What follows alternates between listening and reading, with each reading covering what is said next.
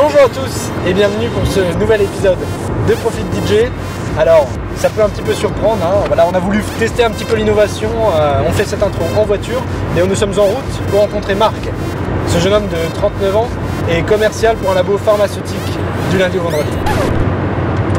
Et c'est là que vous vous dites, merde, j'ai dû me planter d'émission. Eh bien pas du tout, et Marc n'a rien d'ordinaire puisque le week-end il laisse bel et bien le costard au placard et vient prendre les platines de l'Amnésia à Valtembourg où nous sommes actuellement.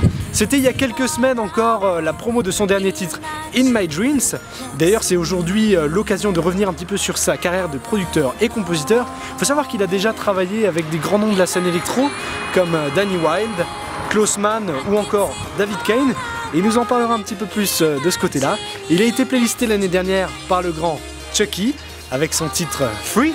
J'ai rencontré pour vous Marc Calva. Ça fait 19 ans je crois, pratiquement, 19 ans. Et j'ai commencé dans une boîte qui s'appelait Le Miroir, sur Strasbourg. J'ai travaillé aussi dans une discothèque qui s'appelait le Cara, dans la deuxième salle. Et là ça fait pratiquement un an, là, le mois prochain, en avril, où je suis à l'Amnésia. T'es un petit peu plus que DJ ici, raconte-moi tout un peu. Ah, on peut dire ça, oui, parce que le projet de l'Amnésia, c'était un projet que Oscan, le patron, avec Hicham, quand ils ont repris cette discothèque, ils avaient le projet de faire un autre concept, un concept un peu plus ouvert dans le généraliste, mais toujours dans le style électro. Même au niveau déco, il a voulu faire quelque chose qui ressemble un peu aux boîtes dans le sud de la France ou en Espagne, comme du côté d'Ibiza. Et donc on a planché tous ensemble, donc j'ai fait partie de l'aventure sur les dessins, des nouveaux bars. C'est toi qui as dessiné les bars, hein, c'est ça. Voilà. Ça on peut le dire. Ouais. On a dessiné avec les dessins des casiers qu'on voit derrière. Il y a une petite histoire derrière ce nom, Amnésia Club Sound. Ah oui, pour cette... c'est vrai que peu de monde le sait. C'est vrai que Amnésia, c'était... on a voulu vraiment se rapprocher d'Ibiza ou du club qui est à Miami, donc on a cherché le nom Amnésia. Alors on a rajouté Club Sound et c'était un peu une petite pensée un clin d'œil. Voilà, un clin d'œil à un titre qui était dans le label. Kane.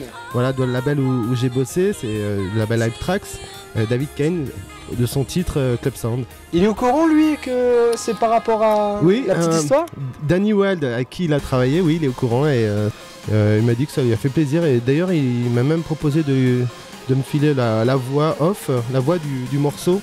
En acapella, ouais. Voilà, qui fait This is the Club Sound. Ah, c'est sympa, c'est à découvrir prochainement du coup à l'Amnésia. Ouais. Alors, ça m'amène sur une autre question du coup. Ouais. Tu as rencontré là tous ces gens là, et parle-nous un petit peu comment ça s'est fait, comment est-ce que tu es rentré un petit peu dans ce milieu et les gens que tu as connus. Ben, ça fait une dizaine d'années que je fais de la prod dans mon coin. Je suis toujours passionné de musique et j'ai commencé à travailler sur les logiciels.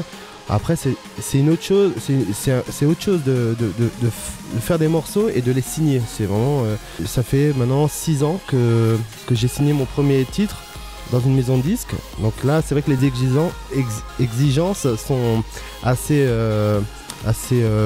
importantes, voilà. Et je me suis rapproché du label, j'ai proposé mes prods. Et dans le panel de plusieurs prods, il y en a une qui a intéressé c'était David Toinet, le producteur de l'époque, sur le label Avant-Garde. C'est pas aussi facile qu'on a l'impression. Il faut que les prods soient vraiment au niveau de la voix, au niveau du mastering, et il faut qu'ils soient péchus.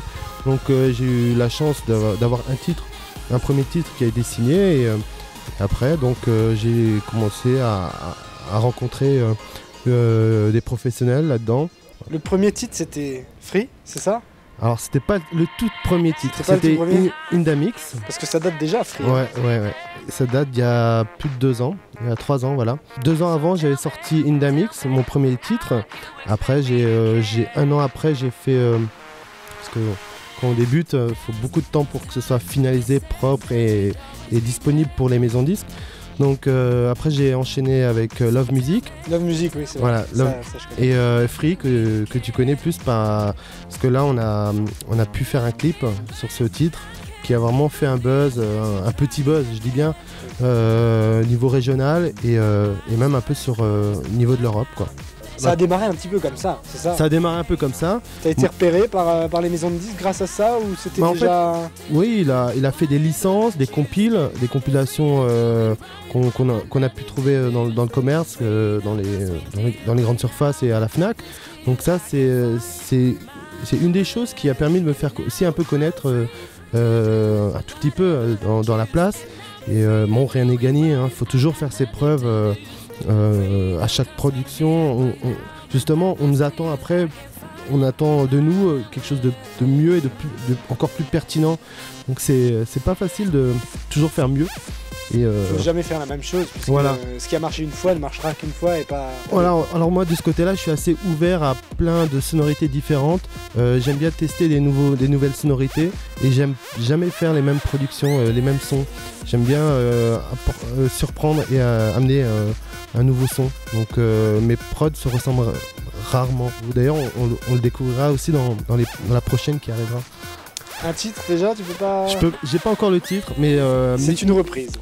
Il y a une reprise, donc actuellement je travaille 3 productions, 3 nouvelles, donc, et 3 avec 3 chanteurs différents. Il y a Jennifer, qu'on connaît avec In My Dream, et un chanteur que personne ne connaît encore, et une autre chanteuse, donc ça va sortir normalement cette année, courant de l'année, donc les 3 productions. Donc c'est encore à travailler, il y a encore beaucoup de boulot. Parce que... Et puis, si tu veux, je chante aussi. Ah, mais ça pourrait être... ouais, à essayer, ouais. On fera les petits tests après. Y a pas de souci. Alors, je voulais te parler aussi de Chucky. Chucky, t'as été repéré par Chucky.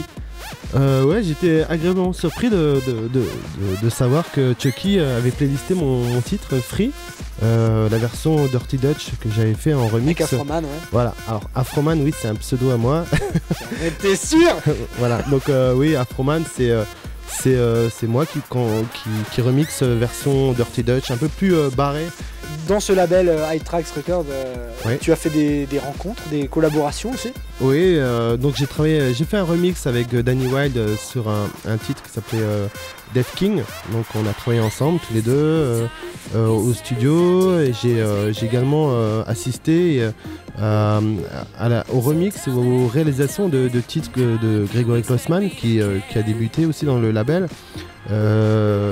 D'ailleurs son premier gros tube qu'il a fait sur Fucking Down qu'il a réalisé là-bas à Mulhouse au studio, donc c'était aussi des belles rencontres, hein. C'est quoi ton meilleur souvenir de production? Mon meilleur souvenir de production,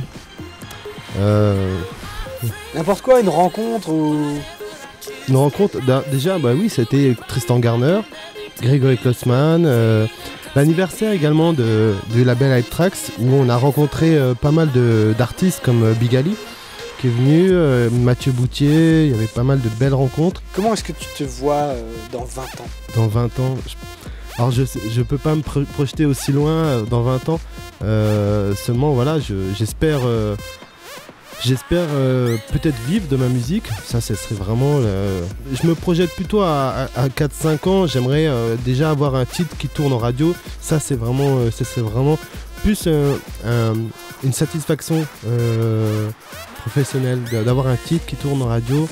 Déjà c'est bien quand un titre tourne en club, c'est déjà super, ouais. Je suis très content de le savoir quand j'ai des retours par mail ou de DJ qui jouent un de mes titres dans leur club, ça me fait vraiment plaisir. Alors on se disait tout à l'heure avec l'équipe là en venant, ouais. Est-ce qu'il y aurait peut-être moyen de me faire rentrer en DJ guest ici à l'Amnésia où on est aujourd'hui? Alors on est tout à fait assez ouvert, hein, comme je te disais, on est un des clubs où on apprécie vraiment de faire venir des guests, apporter un nouveau son, une musique qui change un peu du son du résident. Donc là-dessus, ouais, on est assez ouvert. On a déjà fait venir des artistes pas spécialement connus en France, mais à l'international, comme David Puentes, ou au niveau international, il y a aussi Danny Wilde, que je te disais tout à l'heure, qui est résident au Queen à Paris, Et c'est ce qu'on attend d'ailleurs quand on fait venir un guest, c'est qu'il nous apporte un son où les gens ils se disent tiens, ça va changer du samedi soir normal. Qui va marquer un peu les esprits. Ouais. Voilà, tout à fait ouvert.